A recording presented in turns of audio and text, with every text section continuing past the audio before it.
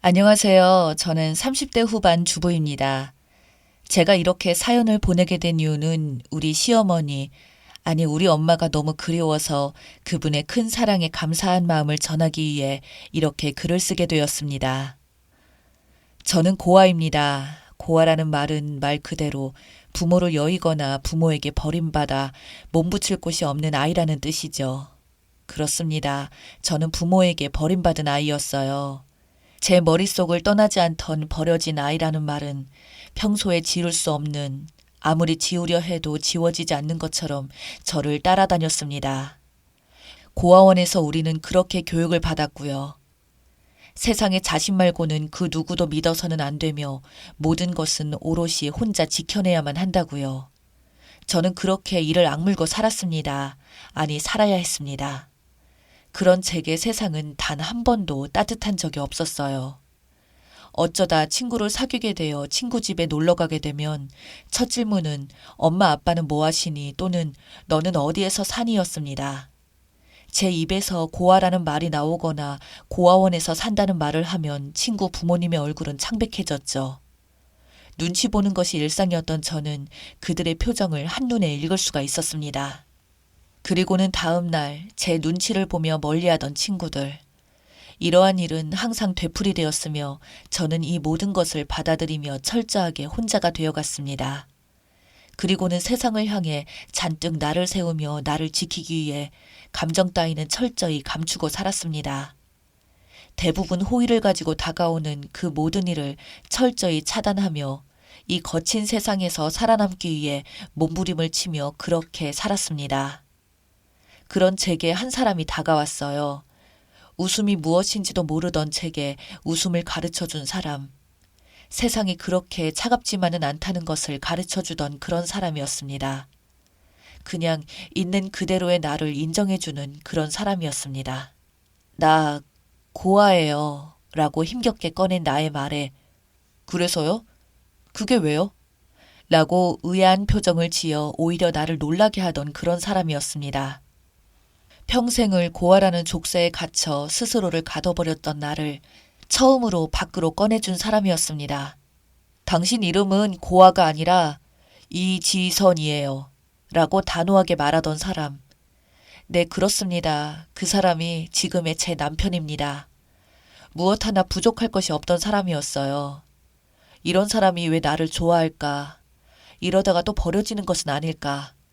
내가 이렇게 행복해도 되는 것일까? 그를 만나고 잠 못 이루며 수없이 생각했었지만 그는 참 배려심이 많은 사람이었습니다. 그는 이런 나를 기다리고 또 기다려 주었습니다. 그런 그가 결혼을 하자며 그의 부모님을 만나자고 했을 때 고아인 나를 받아줄 부모님은 없어요. 당신같이 좋은 사람에게 나 같은 사람은 어울리지 않아요. 당신과 당신 부모님께 상처를 주고 싶지 않아요. 라며 거절했던 내게 그는 우리 부모님을 무시하는 것이냐며 처음으로 크게 화를 내며 평생을 그렇게 도망만 다닐 것이냐, 당신이 우리 부모님을 만나 뵙고도 그런 말을 한다면 당신 말에 따르겠다며 저를 설득했습니다. 그리고 그의 부모님을 처음 뵀던 날 그가 그런 따뜻한 사람이 될 수밖에 없었던 이유를 알게 되었어요. 그 누구도 따라갈 수 없는 엄청난 우아함이 가득했던 그의 부모님은 그저 따뜻한 웃음으로 저를 맞이해 주셨습니다. 엄마, 지선 씨는 부모님이 안 계세요. 라며 아무렇지도 않게 말하는 그와 그렇구나. 라고 아무렇지도 않게 받아들이던 그의 부모님은 제가 고아라는 것을 듣긴 들으신 건지 아니면 잘못 들었나 싶을 정도로 별 관심이 없어 보였습니다. 그런 그의 부모님이 잘못 들었나 싶어서 제가 다시 말을 꺼냈습니다. 사실은 제가 고아입니다. 어릴 때부터 쭉 고아원에서 자랐습니다. 라고 다시 말을 꺼냈지만 그의 부모님은 그랬군요. 라며 다시 아무렇지도 않게 말을 합니다. 그리고는 그의 어머니가 말을 합니다. 눈빛이 참 맑아요. 그래서 우리 아들이 그렇게 좋아하나 보네요.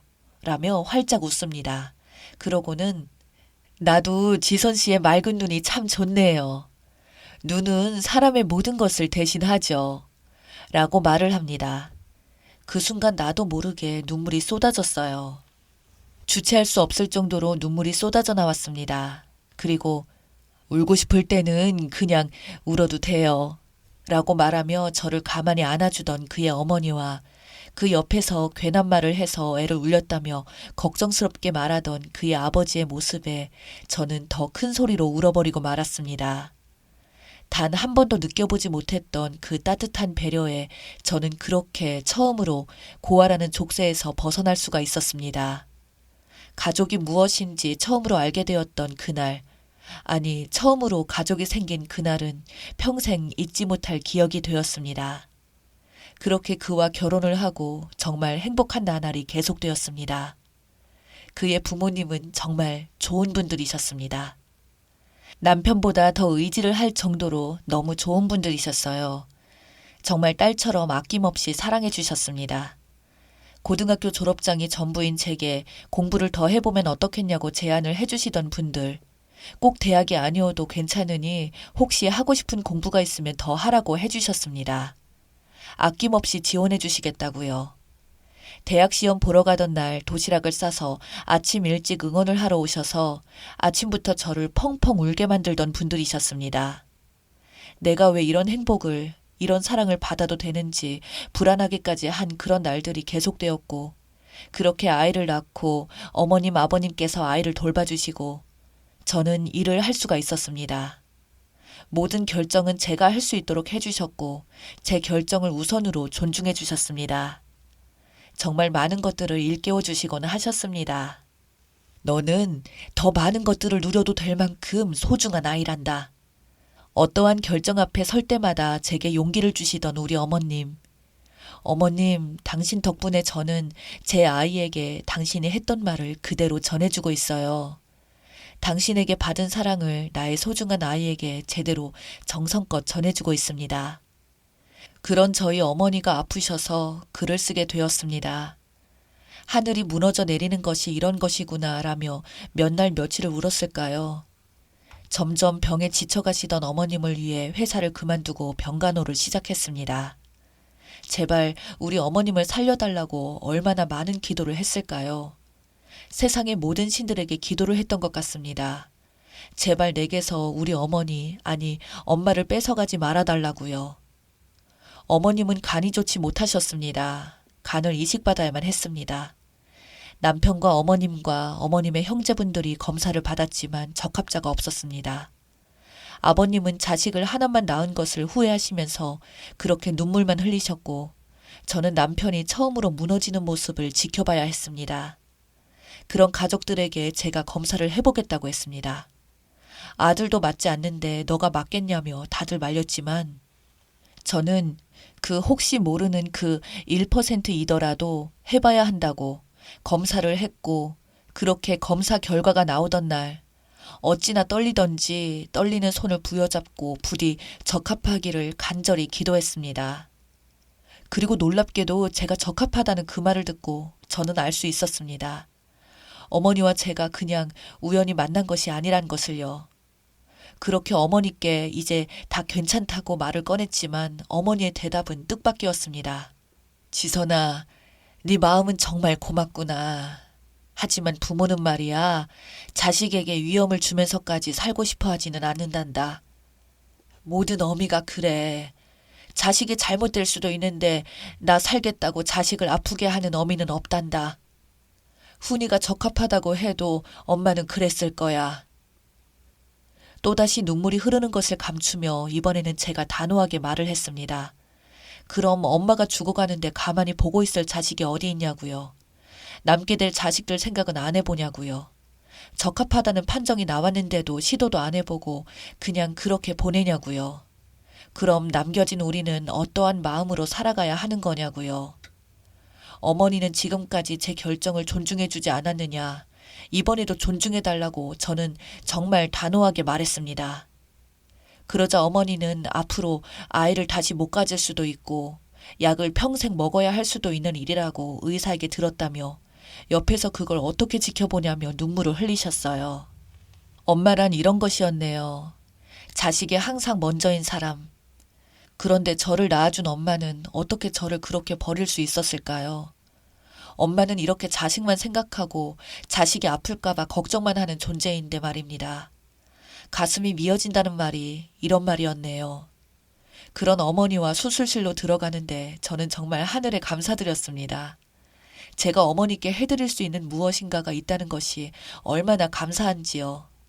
아니, 이제 어머님과 내가 정말 무엇인가로 연결되어 있다는 생각에 정말 행복했습니다. 이제 정말 어머니의 딸이 되는구나 하는 생각에 안도감마저 들었습니다. 그렇게 우리는 모든 것이 다 잘 될 줄 알았습니다. 제가 적합자인 것조차 기적이었으니까요. 우리는 그렇게 기적이 일어날 줄 알았습니다. 하지만 세상은 정말 무심하게도 저희에게서 어머님을 데려가 버렸습니다.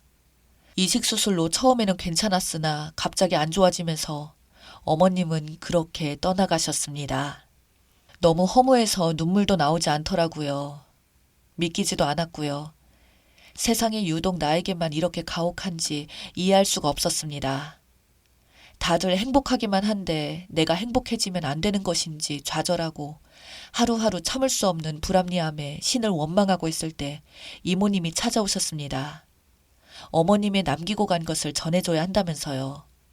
그렇게 이모님은 어머님께서 꼭 혼자 열어보라고 했다며 당부하셨고 잠시 후 이모님은 돌아가시고 어머니께서 주신 상자를 가만히 바라보는데 갑자기 폭풍처럼 눈물이 쏟아집니다.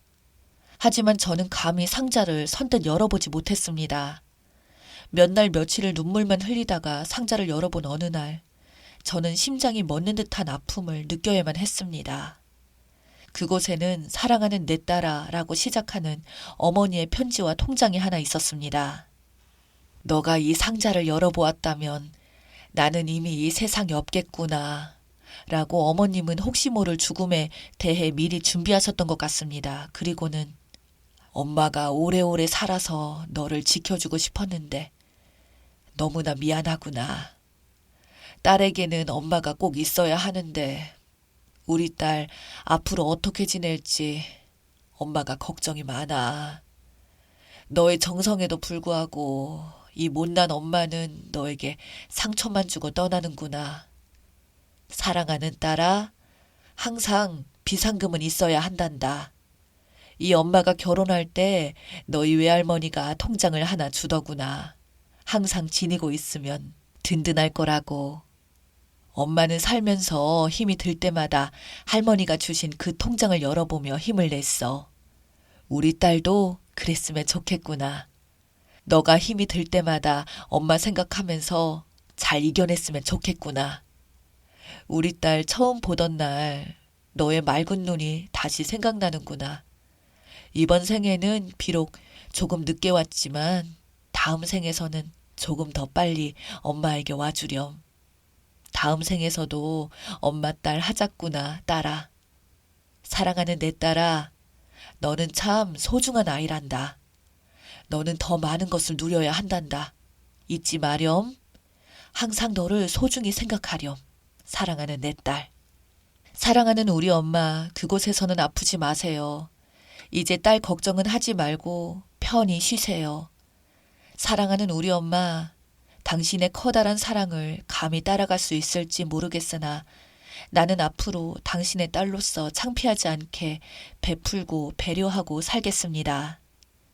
다음 생에 저도 꼭 엄마 딸로 같이 오래오래 살아요. 엄마 사랑해요. 당신이 너무너무 보고 싶은 날입니다. 사랑합니다.